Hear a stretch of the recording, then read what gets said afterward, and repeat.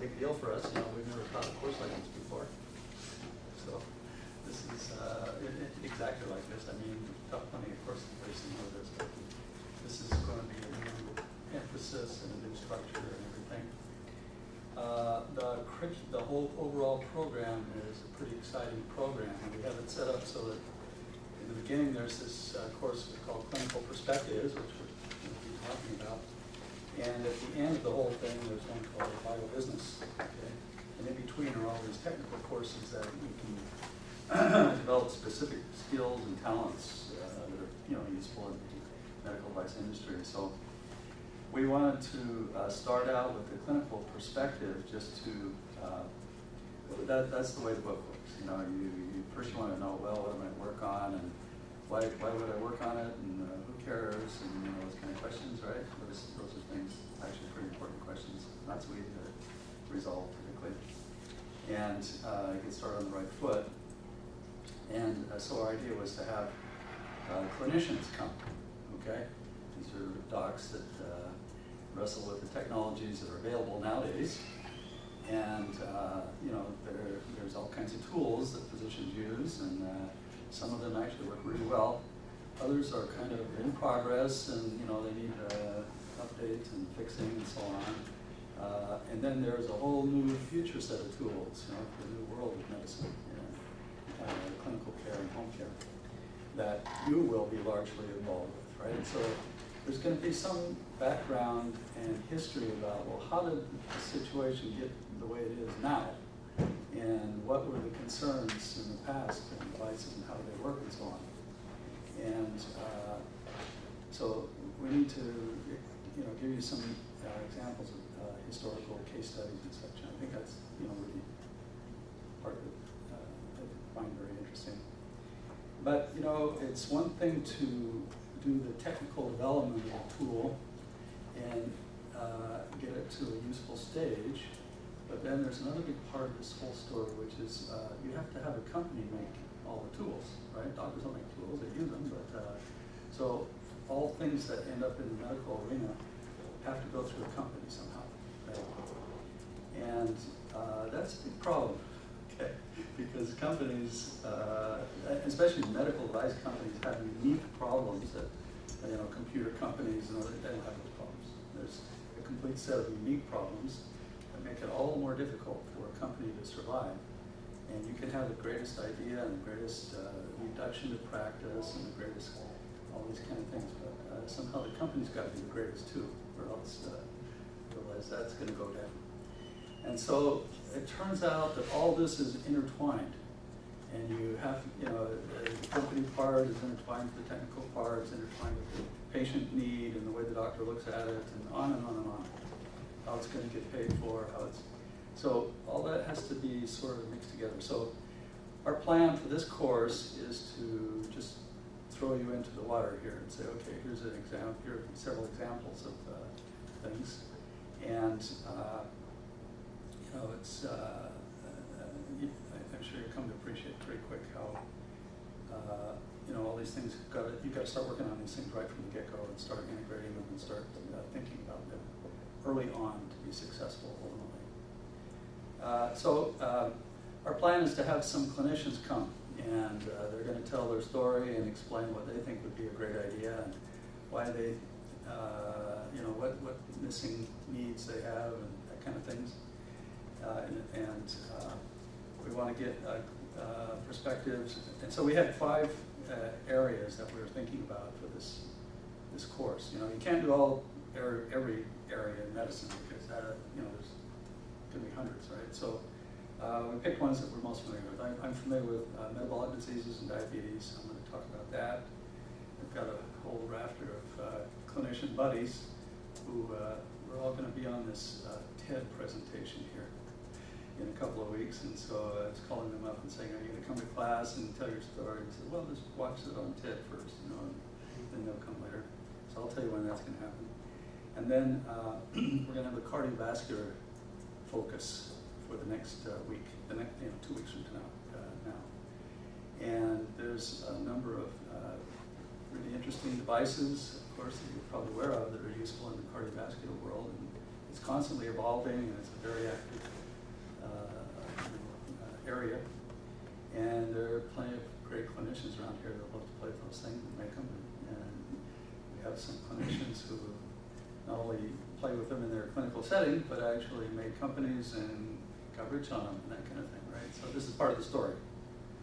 And then we're going to talk about cancer, okay? And this is the same story. The story about cancer has really changed in the last 4 or 5 years, you know, because it used to be a disease that was constantly on the growth. Now it's on the plateau. That doesn't mean everybody gets cured of cancer, but you know, there are some management strategies in cancer, right? And of course, there's just an incredible amount of tools and rapidly evolving tools that the cancer specialists work on and use and need. Okay, so so we're going to be talking about that. Now, there's a part of the story that is unique to biomedical devices, and that is FDA and regulation. And some of you probably know about all this already, thank heavens, right? But imagine, you know, it's important to go over this and explain to people, you know, how does because we don't have that in other fields, other devices. You know, you don't have an agency that regulates your car before it can get on the market, right? They don't do that. But there's a policeman at the door for medical devices that says, you got to appease me or else I won't let you sell this thing, right? And it's something you got to start thinking about on day one, okay? Because if you don't have this in your mind and you know start acting to appease this policeman, you're going to discover there's a lot more work involved. It's going to be a lot slower. It's got to be messed up, and it's going to be horrific. And you know, we have another part of the story is patents. You know, there's a world of patents out there, but they're particularly important in the medical device world, and they have a certain different character. How you use them and how you think about them and why they're important is different in medical devices than it is in most other devices. So those are our general plans. So there's a handout in your folder that has the list of topics and stuff like that we're going to be covering in this class. And that's a tentative list. You know, we would like you to look at that, and you know, if there's some other areas that you really would like to cover, we can possibly put that in as well. So that's one of your homework assignments for next time is, you know, let us know if you have some specific things that you'd like in some particular area. I'm sure we can find some questions. Yeah, think about that tomorrow. If you know, if you have some ideas, let us know. Yeah, so that would work too. And you know, as we go through this year after year teaching this, we're going to be having different areas all that along the way. So that's our big plan. Now, the other part of the story is I would like to particularly to teach this in a different way than I normally teach my other classes, okay? First, my other classes, there's 80 students sitting out there, okay? And those students are 20 years old, typically. And I guess I wouldn't say there's a maturity issue, but it's certainly nice to have students who've been out in the big world and know more about, you know, these kind of things, and not so compulsive about specific homework assignments and what time of the day, this kind of thing, right? So the story is I'd like to make this a lot less formal than, okay? And that means you can blurt out a question anytime you're in the mood, right? And we'll try and wrestle with it. So the philosophy of this, at least what I'm going to be doing here, is not to impart to you vast amounts of new knowledge, okay? There's plenty of ways to get that. That book is one way, right? You're going to be reading the book, there's websites, there's all kinds of stuff. So my main goal is not to impart all this knowledge to you, but it's to understand it and put it in perspective. That's really the hard part. There's, you know, there's so many sources of information out there, and it's overwhelming. And it is particularly advantageous if somebody can sort of, you know, weigh the relative value and put it in perspective and help you understand which comes first and which comes second and so on. So in order to do that effectively, I want to get away from the talking head model of professorship, okay? Of course, I have to talk, but I mean, I would like this to be more like a discussion and that kind of thing. And so for my part here for the day, I've cooked up some little assignments at the end of each little segment here that involve things like talking and discussing and, you know, that kind of thing. So I hope you'll, you know, it's important that students appreciate the philosophy of the process here so you can maximize your involvement. So here's a set of handouts for today.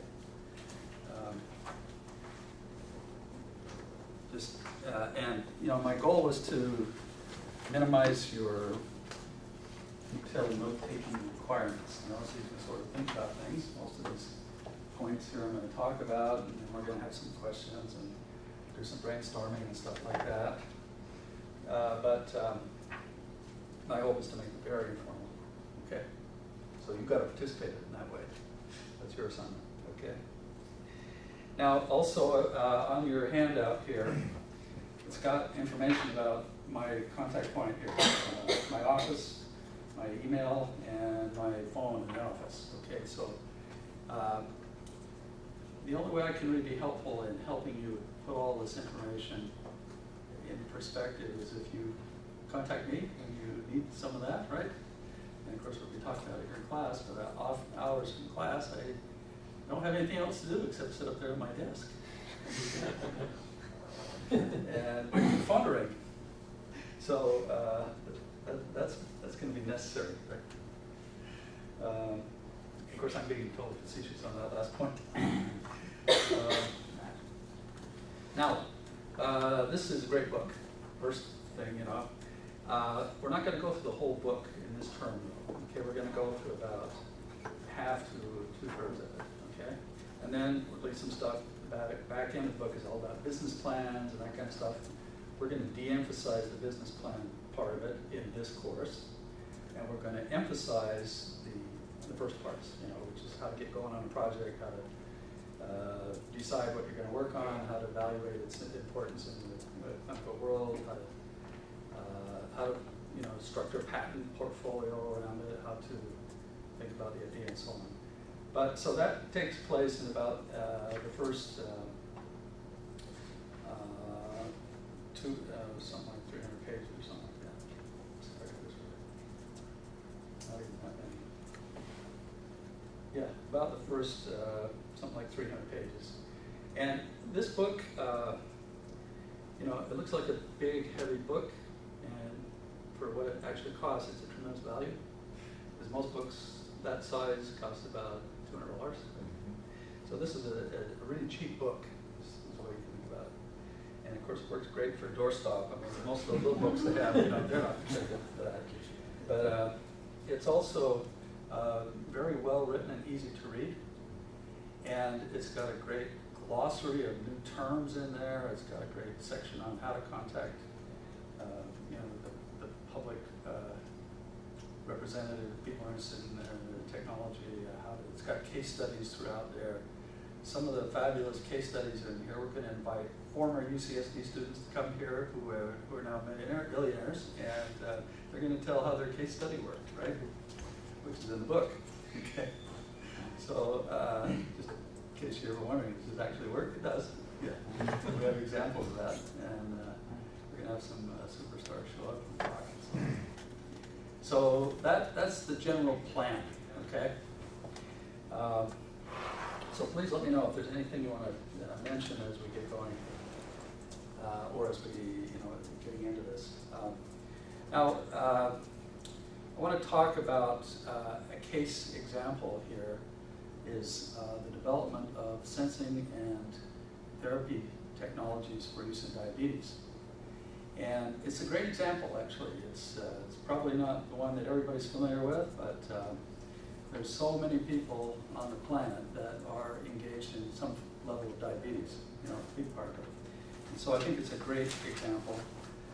So I've got a couple of sessions outlined here. Today, this session now is going to be tied in with what's in the book. First, you've got to get started by picking a worthy problem to work on.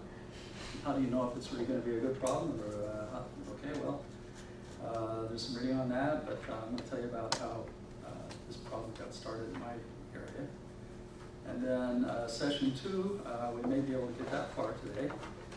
That is, well, what kinds of therapeutic approaches are available and being used or being contemplated in diabetes.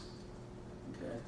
This part's getting more specific, but I think you'll find it pretty interesting, the range of things that people are working on. And then I'm going to tell about the history of the glucose sensor project that I've been working on for a number of years, and sort of point out all these issues about how to get it from the technical level up to a product level. And translation and business issues related to glucose sensors are a big item. And then I want to talk about another big problem is once you eventually develop a medical device of any kind, you'd like to disseminate its use as broadly as possible. So it's kind of easy in the United States because people have money and they pay you to use that device, right? And that makes the whole business model work just very effectively.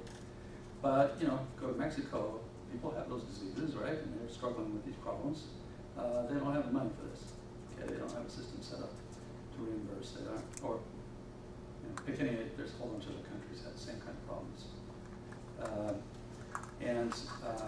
You know, you'd like to think of ways to expand the purview from just the United States, where everything's so kind of well defined, and everything, out to the whole world, right? And so this is an issue that is, you know, pretty common in all medical devices and to have the biggest impact. And so I'd like to be able to cook up strategies so that, you know, people in third world countries can figure out how to get this and use it and benefit from it. So that's my plan today, okay? Now, I'd like to first explain, I guess I should get my watch. We're going to take a little break here when I lose wind here, so this will be in maybe half hour, 30 minutes, something like that. And then we'll come back and go ahead again. So first I'd like to explain a little bit about glucose metabolism. This is, I'm sure there's some of you know all about this like the back of your hand, but other people may not have been exposed to this in recent times. And so I want to talk a little bit about that. So that's my plan right now, to explain what is the problem anyway in diabetes, and why would you actually want to, what do you do to treat it? It's an intellectual question. And I've got some slides here, but I'm not just going to go through a whole bunch of slides. I'm just going to try and select very specific ones. That's not the one I want to see first. And then, okay. Yeah, and, whoops, okay. Guess I am going to go through. Okay, so here's the first slide. Now, everybody's pretty familiar with glucose metabolism because that's our main energy source. We eat glucose like crazy every time we have a meal. And the organ that handles that is this pancreas. Okay, here's the stomach, and then this other organ sitting out here is the pancreas. And it turns out that the pancreas is an organ that doesn't get enough respect. You know, it's a pretty important organ, and it's a really complicated organ because it's actually two organs. Okay, and one part of it, about 99% of the volume of the pancreas, is what we call the Assam Tissues. Okay, these are cells, groups of cells, little clumps of cells that connect to ducts, and these cells synthesize proteins like crazy. I mean, that's the most active protein synthesis machine in the body. And these are all digestive enzymes. And they go into those ducts and they find their way through the duct and then they empty into your gut. And that's how we end up being able to digest everything we eat, is that just a whole set of these protease and various kinds of enzymes that are produced in the pancreas. Okay? So 99% of the tissue is that kind. Then interspersed almost randomly throughout that part of the tissue is about 1% by volume are these these little clumps of cells known as the islet of Langerhans. Okay, and these are clumps of about 100 cells. They have their own little blood vessel system that isn't shown in this picture, but there's capillaries that sort of intertwine between here and then go off. And these islets contain what's called the beta cell. There's alpha cells, beta cells, delta cells, but the really big one is the beta cell. Okay, and the beta cell volume in your body is like smaller than the head of a pin, and it's absolutely crucially essential to keep living. Okay, so beta cell synthesizes proteins, but a particular one, insulin, right? And the way it works, and it has this unique feature that it can detect glucose levels, and then it can squirt out that insulin into the bloodstream that goes around through here. Okay, and other cells don't detect glucose like this. There's another place. There's a part of your brain that does this. The rest of the body doesn't. But and this is the only place where the insulin is made, basically. And so the problem is that the insulin that's made goes into the bloodstream. You have glucose in the bloodstream as well. And the way it's set up is the body, for example, the muscle cells, are impermeable to glucose under normal conditions when no insulin is around. That means even though they need glucose to, you know, make ATP and learn how to work and all that kind of stuff muscle cells do, glucose can't get into the muscle cell under normal conditions, okay? And so it builds up in the bloodstream. And when insulin's around, insulin connects to the receptor on the surface of the cells and basically opens the gates and glucose just floods in, okay? And then the whole metabolism starts cranking away and cells start making energy sources of ATP and everything works fine at that point, okay? But the problem is if you don't have any insulin, that glucose cannot get into your muscle cells. And so then the muscle cells start behaving badly. Instead of doing what they normally do, they start breaking themselves down in an effort to synthesize glucose inside. So you end up, you know, wasting, basically. Muscle mass decreases. If you don't have insulin, everything goes bad. I mean, you lose weight like crazy. You know, you have glucose like crazy in your bloodstream, but it just can't get in. So this is a pretty remarkable tissue, given that it's such a small part of the body, you know, and it's the master hormone of the body, and insulin is. All the other hormones of the body counter the effects of insulin in some way. Okay, so insulin's pretty doggone important. Let's see if I got another. Doctor, I have a quick question for you. Please. How physically isolated the islets? I mean, is there? I mean, it looks from your illustration, there's actually a membrane around it or something. How physically isolated are the islets from the rest of the tissue?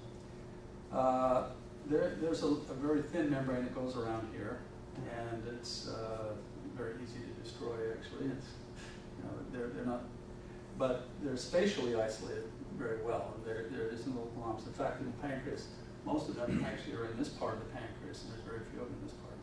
But it's only, you know, less than 1% of the volume of the pancreas, right? So,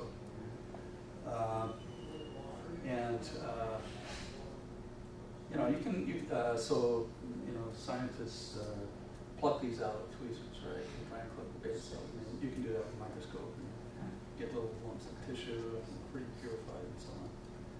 I mean, if you're a patient, you know, I'm not saying you should. She gets work, I'm sure. Sure, yeah. Don't try this at home.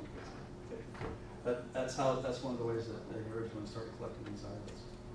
So they're kind of isolated, and you know, if something goes wrong with this membrane and you start leaking protease enzymes into there, of course they'll digest this away quickly, right?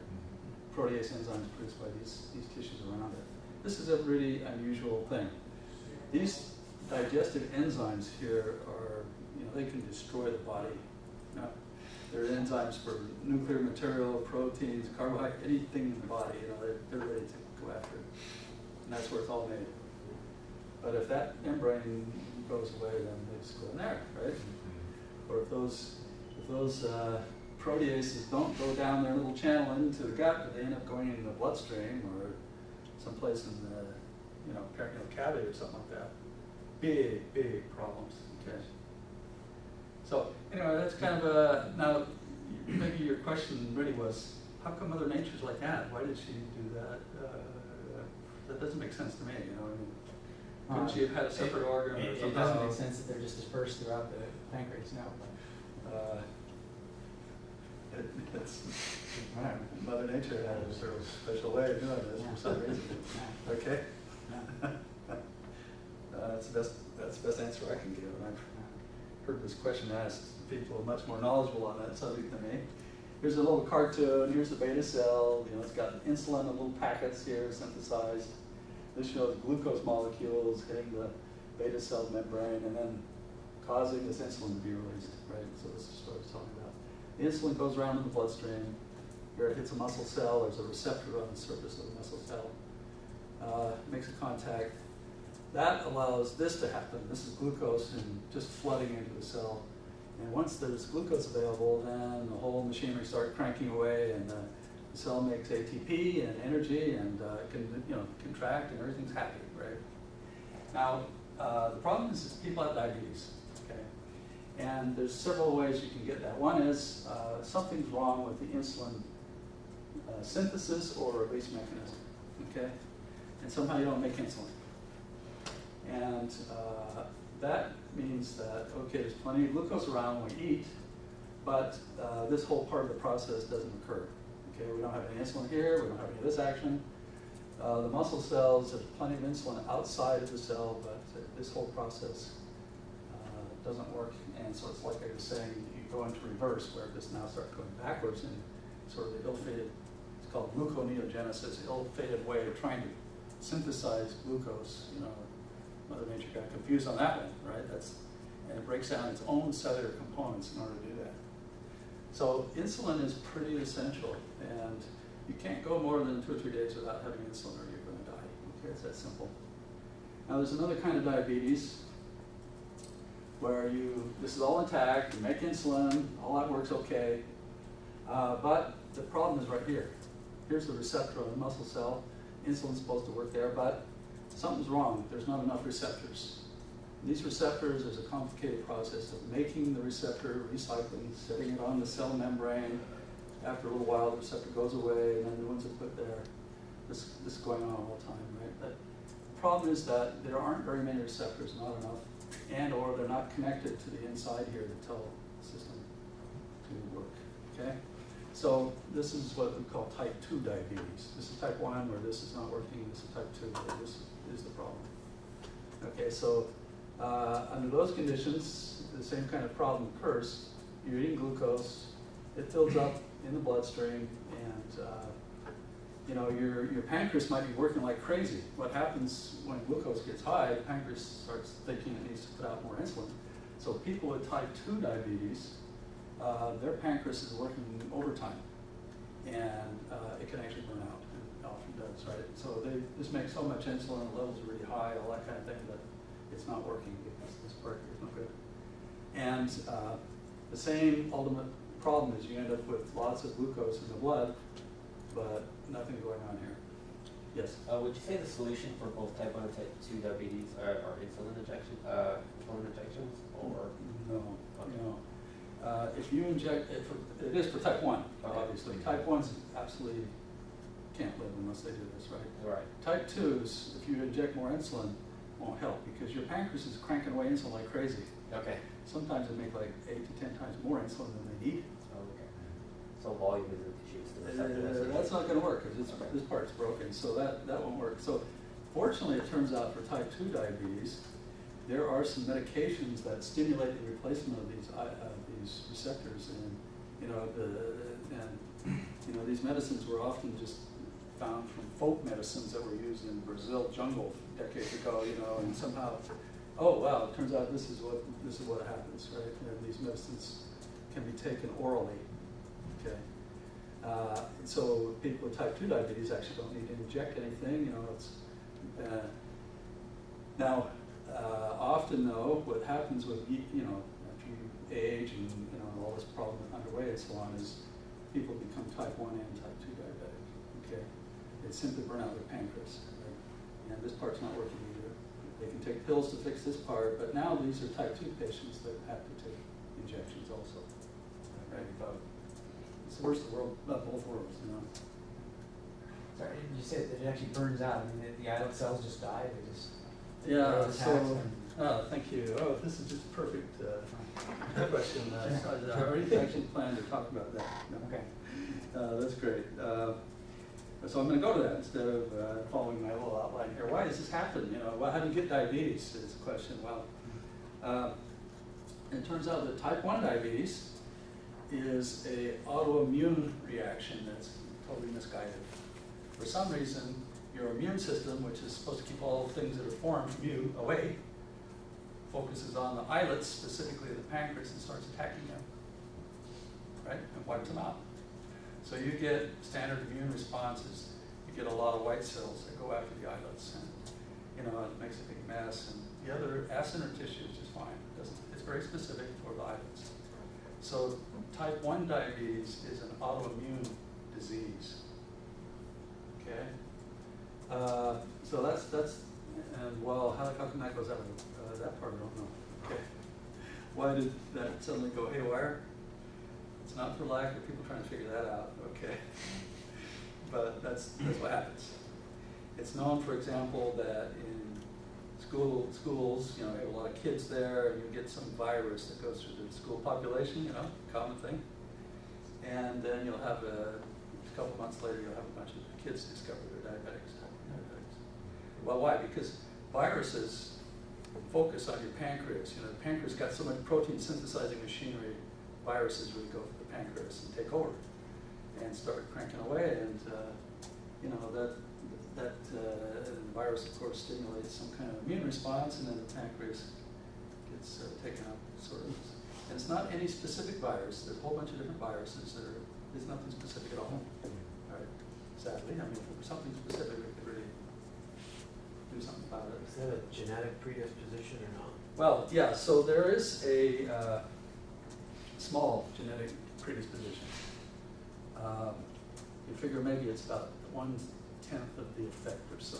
Okay, there are plenty of people who have diabetic parents, and those people are called pre-diabetics because they're kind of doctors are waiting, and someday this child is going to become diabetic, maybe, right? So, but there's plenty of examples where the genetic predisposition is totally useless. I mean, there are plenty of families who have generations of no diabetes, no any of that kind of thing, and suddenly they have a diabetic child, right? So it's like everything. There's a genetic part to almost everything in our body, of course, but then there's an environmental thing, and then there's probably some other thing we don't know about right now. And you're only talking to type 1 right now, right? Well, I'm kind of explaining both stories. Type 1, yeah, that's the cause of type 1, is this problem of ablation of the very specific islets, right, specifically. Okay, so only about 5% of the diabetic population have type 1, fortunately. And if you're going to get it, the average age is 12. Okay? So usually children, they used to call it juvenile onset diabetes because most kids discover that when they're 12-year-olds. But, you know, when I was at the Jocelyn Clinic, they had a guy from Vermont who was 98 come into the clinic. And he discovered he was diabetic, and he's going to be growth onset diabetic.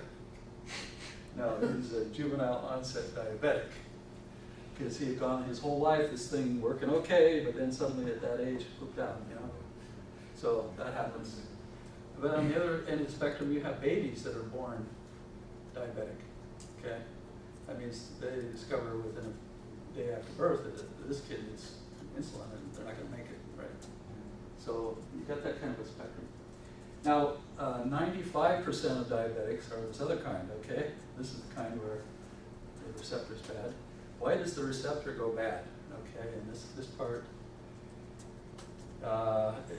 also isn't known, okay?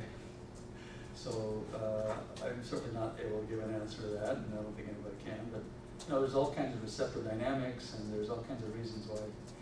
And it's also tied into aging. We naturally lose receptors, and the recycling and the repositioning of receptors on all of our cells as we get older. It's a fact, okay? But for most people that don't become diabetic, they get by with a few less receptors. People who become type 2 diabetic, you know, there's this process. Well, why are these receptors not working? maybe they're destroyed by some process, you know. It could be antibodies, that's a small group, let's say patients that have that effect. There's a theory that maybe these receptors are destroyed because of small amounts of the pancreatic enzymes that get into your bloodstream and slowly chew these up. And, you know, there's plenty of other hypotheses and theories and so on. And so I've asked you to go when this TED thing is presented on the web, okay? So a lot of my colleagues here at UCSD, they're gonna get up and tell you what the answer to that is, okay? There's 18 of us that are gonna talk. And I think you're gonna get 17, I'm not gonna tell my theory here, but you're gonna get 17 different theories is what's that all about, okay? So that part's, now, this is in the same pattern as so many diseases where we don't really know the details, but let's go on and start treating it, you know, we gotta get to a treatment, and even though we don't really know why. Would you say these are 17 different solutions or answers, or these 17 different case studies of the same issue? I'm not sure everybody's gonna talk about it, kind of maybe overstated that. Okay. They all have a theory, and they're working on that theory to try and develop a solution based on their theory, right? So that's going to be part of the story, okay? Most of those have to do with some metabolic events going on inside the cell here. That's where lots of research is focused nowadays, is trying to figure out how come those receptors don't keep coming to the surface and get stuck there, right? How come they're not functioning? How come they can't send a signal once they receive the insulin? Somehow there's no back connection on the other side of it, you know, and so people are trying to figure all that stuff out. Okay. So this will be helpful, and the reason you want to figure that out is you might be able to get a drug that attacks that specific defect there, right? And There's already a couple on the market. yeah, sure. So there's plenty of incentives to come up with pharmaceuticals, you know, that's one of the fast ways to get to treatment. Now, are there any other, is there anything else that can attach to the insulin receptors? Yeah, there are other things that insulin receptor is not perfectly specific for insulin. There are other molecules, there's things called insulin-like molecules, okay? Okay. That are either similar shape or that attach to other receptors on the same cell surface, but then they potentiate the insulin receptor. Okay, there's a handful of these kind of molecules. High-level biochemistry. Okay. All right. I thought it was somewhat similar to marijuana addiction, and THC attaches to neurotransmitters, and it prevents the synapses. Working directly. That's relatively close to how THC works. I think it is very similar to that in its broad thinking. Right? Okay. And so that's the answer. It is similar to that, but in the details, the broad thinking is not enough to fix this problem, it turns out. So some of the details have to be revealed in order to have a specific way to try and repair it. Otherwise, we would have had it fixed a long time ago. Yes. Yeah, so, sorry, it's jogging my memory. Please. A guy 4 or 5 years ago told me there's a 100% cure for diabetes. He said, gastric bypass. He said 100% of diabetic patients who perform the gastric bypass and they're cured within 48 hours. But that was 5 years ago and I haven't heard anything about it since. You know, there is a surefire cure for every disease we have if you consult the biggest opinions possible, right? Yeah. Right? Yeah. There's cure for cancer, cure for Alzheimer's, cure for, Yeah. you name it, right? Yeah, I was wondering if there was anything to it. I haven't heard anything. Okay, well, how this is tied into the story is that people with type 2 diabetes, you know, usually are mid-age. In fact, at age 48, half of the population has glucose imbalances. Half, okay? And half of the population cannot pass the standard blood glucose challenge test. Is that right? That's exactly right. Wow. Yeah. At age, but they're not defined as diabetics. They don't, you know, we don't say there's half the population that, we're not saying that at all, okay? We're just saying that things are on the way and they're kind of a little bit goofed up. And then, of course, a big part of the population is overweight, right? And somehow being overweight is tied into this. And if you actually would like to know exactly how that is, I won't be able to answer you that. And I don't think too many people are going to be. But, you know, many of the genes, there's probably 70 genes that are somehow tied into this. And most of those are tied into weight gain and body mass management and all that kind of stuff also in complicated ways, which we don't really understand. Does everyone know the blood glucose tolerance test? Oh. So if they suspect you're diabetic, in the old days they drag you into the clinic and put a catheter in your arm, and then you drink this straight glucose stuff. It's the most terrible thing you can imagine, you know. And your blood glucose goes sky high. But if it goes right back down to normal, that means you're normal. If it goes sky high and it stays up and it goes astronomically high and hours later it starts coming down, that means you didn't do it, right? You're diabetic. And the rate at which it goes down is what they call the K rate. And there's a certain rate that says normal, and then there's anything greater than that means you've got a problem. Okay, that's the way they used to do it. How is it done now? Yeah, nowadays they don't do any of that. You walk into the doctor's office and they look at you and say, okay, they look at me anyway and say, okay, Goff, you're a little overweight, you know, how often do you exercise? Okay, I think you have diabetes.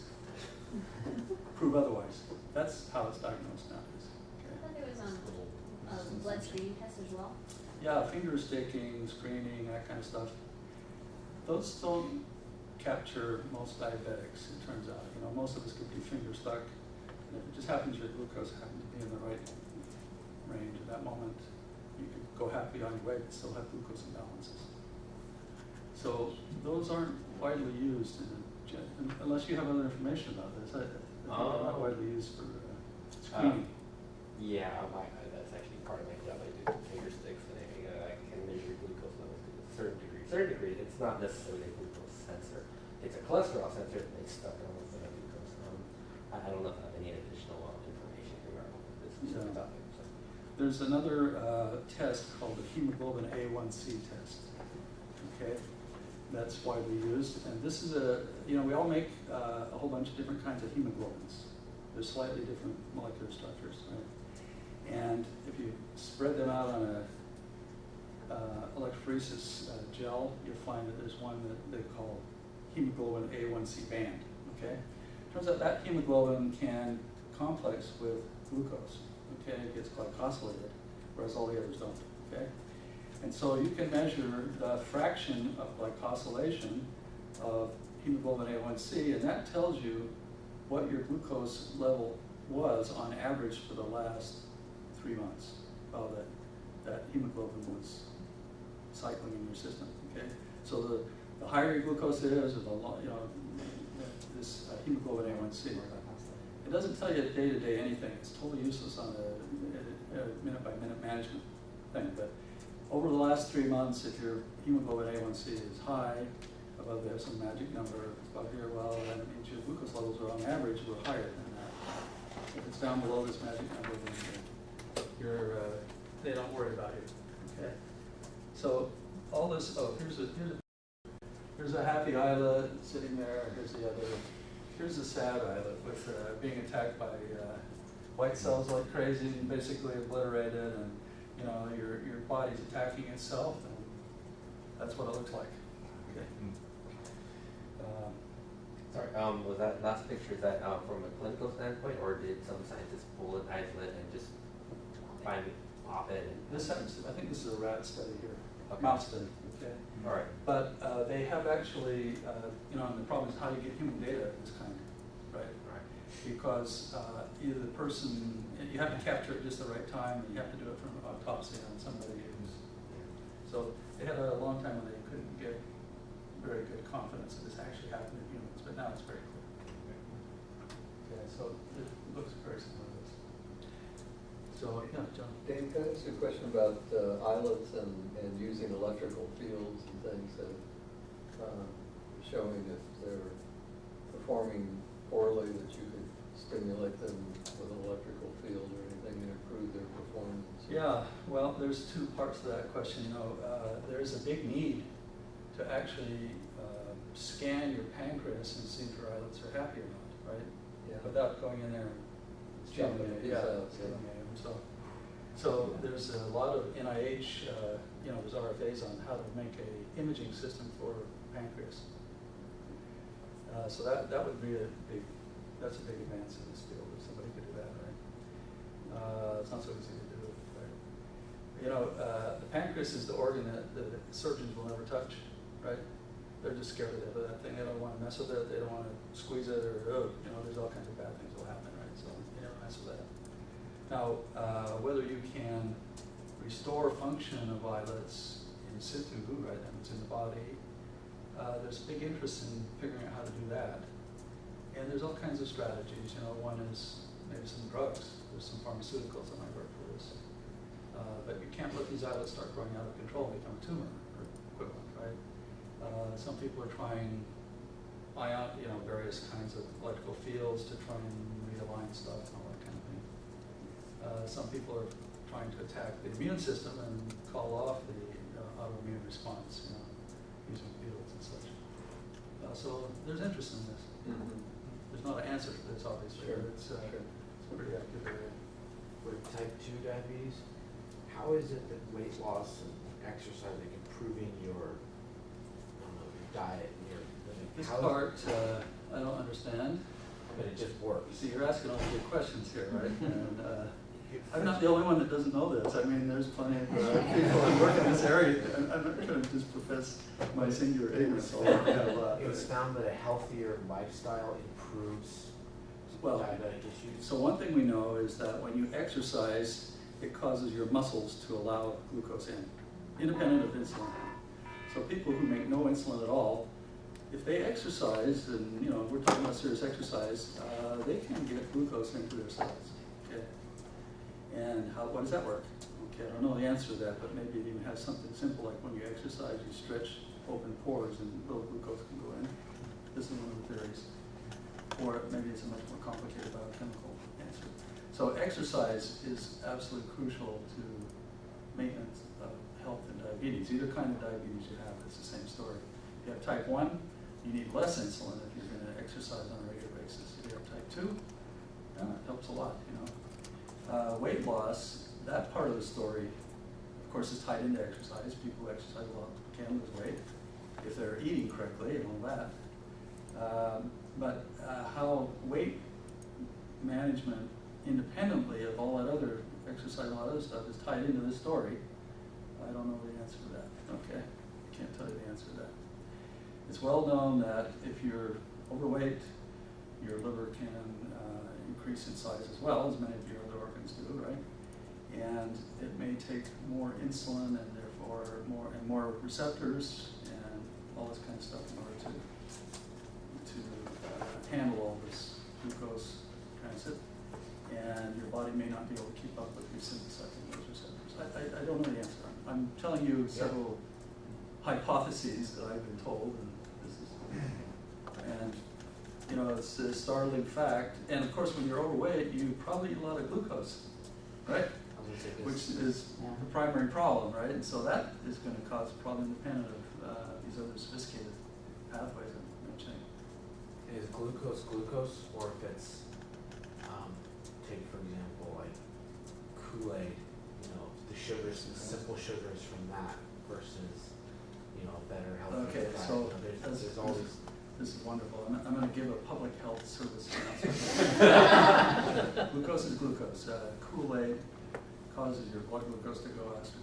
Coke causes glucose to go up like crazy. And if you're young and healthy, you can take some of those kind of things. Every time you eat a giant pizza, your glucose goes skyrocketing. Okay, if you're young and healthy, good. Someday you're going to be an old man like me or an old person like me, and this won't work so well anymore, And either you start putting on body mass, which will happen, and then you go through all that other process, or you're just constantly challenging your pancreas to make insulin and deliver it, and this is going to wear out sooner or later. So the public service announcement is you should not drink Cokes or any sugar beverages like that.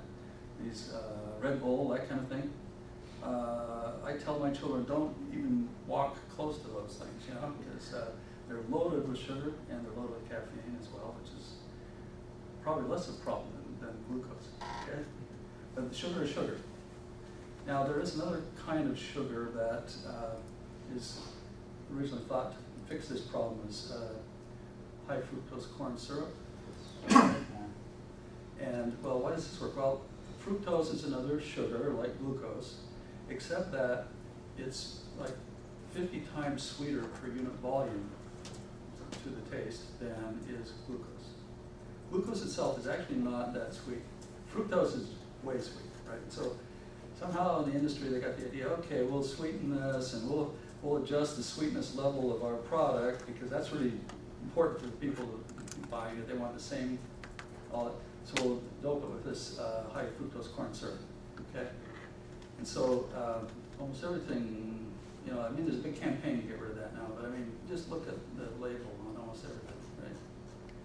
It's widely used just to adjust, you know, in wines, okay, anything. Okay?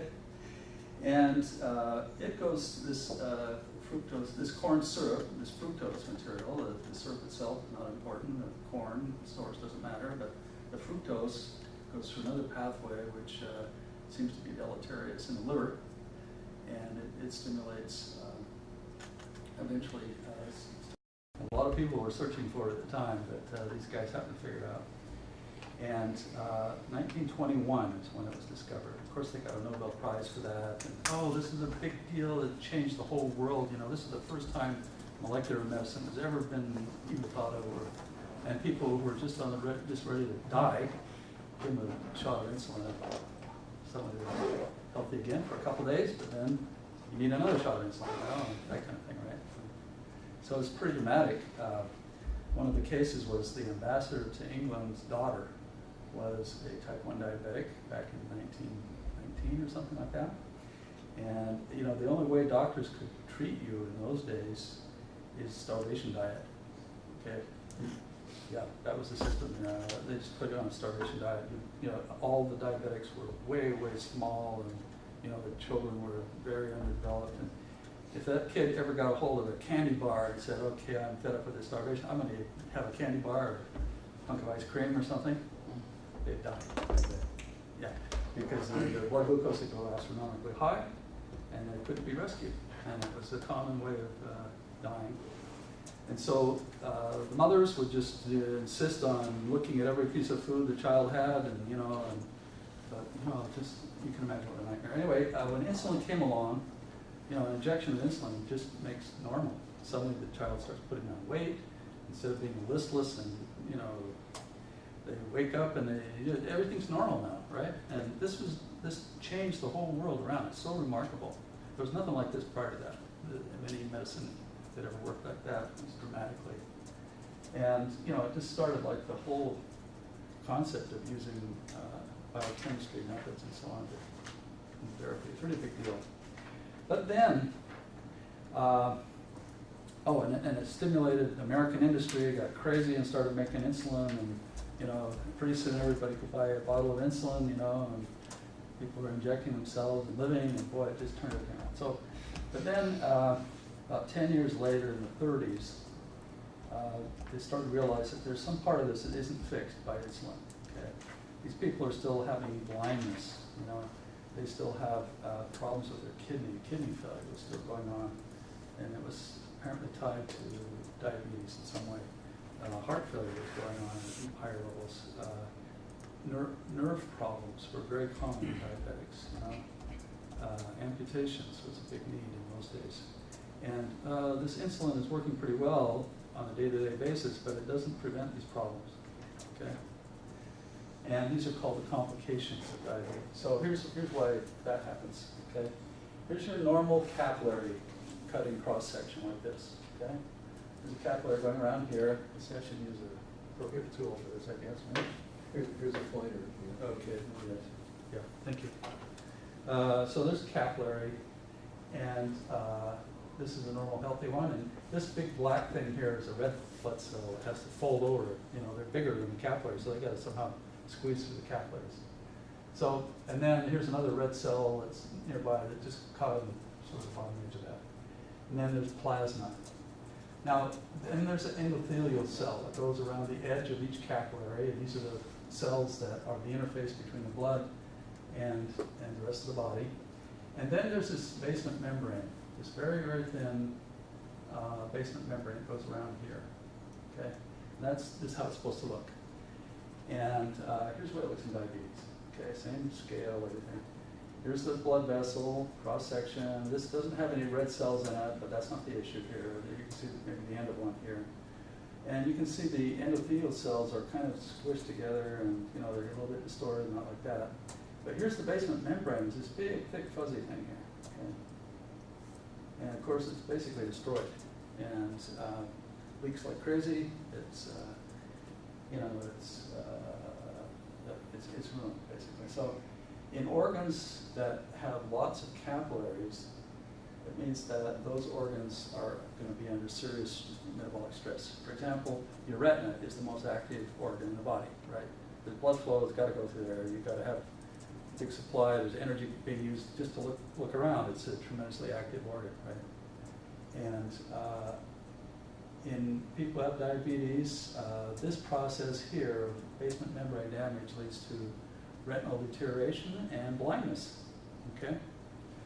And your kidney is another organ that's got a lot of capillaries, to filter that blood, and then your glomerular apparatus and all that kind of stuff. There's capillaries like crazy in your kidney. Well, kidney failure is a main element, complication of diabetes. Your nerves, individual neurons throughout the body, not everywhere, but most places, have a small blood vessel that goes right along with them, okay? And when those blood vessels are destroyed, then those nerves start losing their sensitivity and so on. Okay, so these are serious complications of diabetes. This is a long-term problem of diabetes, and it happens for type 1s and type 2s. Yes. Two quick questions. Is there a difference between artificial and naturally occurring insulin? Is there a rate in which artificial insulin works? Yeah, well, you have to tell me which artificial insulin you're interested in, because there's a whole bunch of them now. Okay, the generalization. So in the old days, they used to get insulin from the pig, okay? Okay. And so they'd get all these pig pancreases and chop them up and go through the whole process and give them to people, okay? That old days means up to about 20 years ago. Right. And then they got human insulin, which is where they just put the gene out of a healthy person and put that gene into E. coli, and then it keeps synthesizing insulin like crazy, right? And it's clean and doesn't have all that other stuff related to pigs. And so that's one of the so-called synthetic insulins, right? Okay. And now they have half a dozen variants of that, right?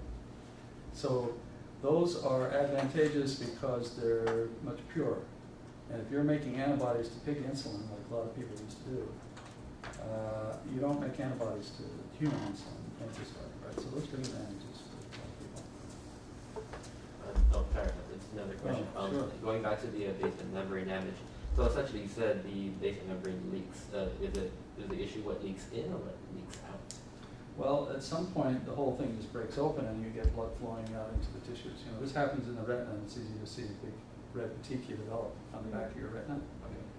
And it's remarkable that after people get in control in diabetes, the doc can go in there and draw that vitreous humor out with all the blood in it, and then you can see it again. They put in some new vitreous humor, and because they do this after your capillaries have sealed up and reformed and so on. Okay. This whole process goes bad when glucose is high. It goes back to normal when glucose is down. Okay. Is the capillary damage random? So causes blindness, might cause kidney failure. Is it all across the body, but the first sign is seen in the eyes? Yeah, we can see that really well, but your gut has got a lot of capillaries in there. Okay, that causes big damage to your digestive process, which is a big problem in diabetics to begin with, right? So your gut's destroyed. The fact that there's amputations. There's not too many reasons to do amputations nowadays, besides diabetes. But it's uniform, right? It's not just certain areas. Not just certain areas. Certain areas are more obvious and more crucial to your daily survival and happiness and all that stuff, but other areas are same story. So in theory, if you were able to gain control of whatever the process, the capillary damage could in theory be reversed, or to be. So this is a great question. I'll get to that in a Okay. second. I'm going to talk about the slide first, and then I'll get to this. This is a really key question. This is just to summarize everything. Type 1 diabetes, autoimmune disease, loss of insulin. Type 2, loss of reduced sensitivity to insulin because of the receptor problem. It's tied into obesity, lifestyle, inactivity. Both types lead to microcirculatory damage, retinopathy, nerve failure, kidney failure, amputation, macrovascular disease. Now, here's the other part of the public service message. There's an epidemic of type 2 diabetes underway worldwide. Epidemic is defined when the incidence of new cases of diabetes gets greater than 6%. That's when the Centers for Disease Control talks about an epidemic. You know, if you have an epidemic of measles, you take the number of kids with it and find out that if it hits 6%, then you get all excited. Well, this is non-communicable disease, but it still can be classified by epidemic levels. So worldwide, the level is 12% new cases of diabetes. Okay, some group it's 40%. Okay, yeah. Groups like downtown San Diego, right, or Thailand or China. Okay, India. So this is epidemic. And wait a minute, wasn't this all cured back in 1921? I mean, why is this going on? Well, look at this. There are 2,000 this is way updated, 2,000 new cases of diabetes, 170 new cases of blindness, 150 amputations per day just in the US due to diabetes. So this epidemic business is really important because it's not due to type 1 diabetics, 5% of kids basically who have diabetes. It's not that. That isn't changing, and it's about the same as it always has been. It's not due to the fact that there's so many old people like me around, okay? Even though there are more old people. That doesn't cause epidemic. That's been around. That's the same basic fraction of the population that's been around for a long time. It's the fact that there are 20-year-olds now getting diabetes, type 2 diabetes, in record numbers. And I remember in 1985, I went to a meeting where one of the old guys in the diabetes world got up and said, I think I found a 20-year-old kid who has type 2 diabetes, right? He called it MODY, MODY, mature onset diabetes in youth. And of course, everybody at the meeting say, "Oh, you're way up. You're crazy. I mean, this can't happen. How could this doesn't make sense. You did it wrong. Go back and try it again, or you should, go out to pasture." They give them all kinds of, advice on how to handle that problem, right? Well, it's real, okay? And I'm just saying there were no cases identified prior to 1985 of 20-year-olds having type 2 diabetes. This epidemic is because of 20-year-olds, just large numbers getting diabetes, okay? So, and it's tied into all this other stuff, obesity, lifestyle, and activity. Why, we don't know, but there's just an incredible new rate of diabetes in young people. And of course, the problem persists. Just to put it in perspective, this is data from about 5 years ago. The monetary cost of diabetes in the US is on the order of $140 billion. So that's a big one.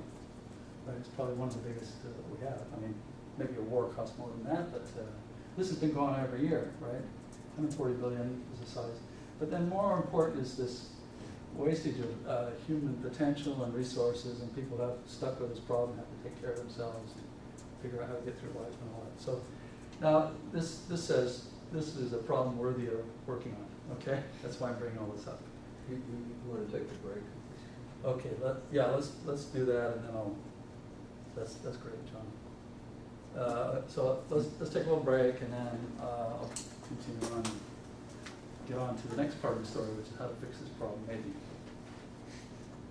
Okay. Outside when you leave tonight are the new books. Okay. So there's a drinking fountain out there, right? And restrooms out that way. So let's take a 5, Yeah, 10 minute. Yeah, the restrooms are. Okay. There are plugs everywhere on the table. That one over there, yeah. On the table or? Yeah, on the table itself, yeah. Right here. Well, as long as the Well, not table is you. plugged in. Yeah. It is.